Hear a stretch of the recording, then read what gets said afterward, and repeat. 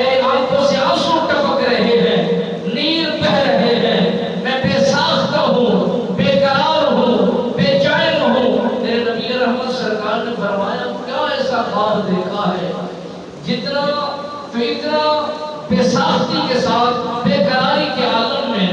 اپنے آپ کو ڈھال کر کیفیتیں بیان کر رہی ہو۔ نبی رحمت فخر موجودات صلی اللہ علیہ وآلہ وسلم سرکار اکثر و بیشتر جب آرام کرنے کے لیے جایا کرتے تھے تو فضل کے گھر آپ جا کے آرام کیا کرتے تھے، سکون کیا کرتے تھے، اور وہاں پر داستان سنایا کرتے تھے، مکہ کے لوگوں کی حال و حوال بیان کیا کرتے تھے۔ وہ دلچسپ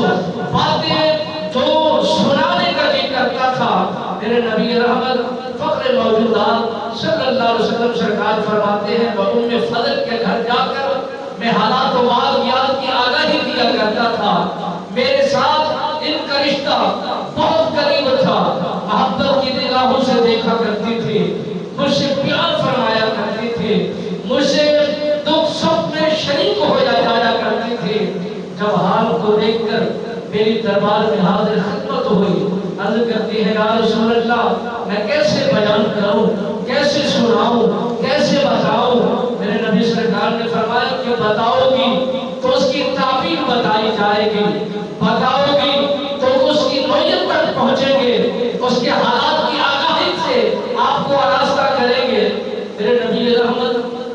فخر موجودات صلی اللہ علیہ وسلم سرکار نے جب ام فضل سرکار کی حالت خواب کی کیفیت کو سننے کا ارادہ فرمایا، انہوں نے عرض کی حضور مجھے ڈر لگتا ہے، خوفناک ہو جاتی ہوں، گھبرا جاتی ہوں، دہل جاتی ہوں، پریشان ہو جاتی ہوں، وہ میرے دل نہیں کرتا کہ آپ کے سامنے ان حالات و واقعات کا ذکر کروں۔ میرے نبی سرکار نے فرمایا لب کھولو، کچھ تو بولو، جو تم نے دیکھا ہے وہ سارا پیتا ہوا واقعہ، وہ حالات میرے سامنے عیاں کر دیا جائے، بیان کر دیا جائے، کھول دیا جائے ان واقعات کو۔ ام فضل عرض کرتی ہے یا رسول اللہ صلی اللہ علیہ وسلم آپ کے جسم کا ایک ٹکڑا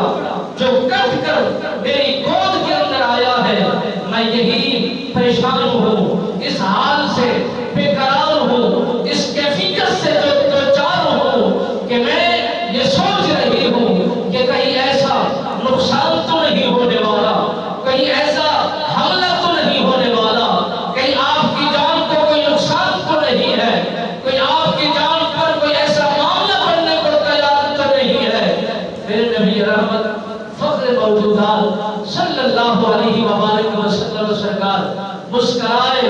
آپ نے فرمایا جو تم نے دیکھا ہے وہ حق دیکھا ہے، جو سنا ہے وہ سچ سنا ہے، جو سمجھا ہے درست سمجھا ہے۔ ام فضل گھبرانے کی ضرورت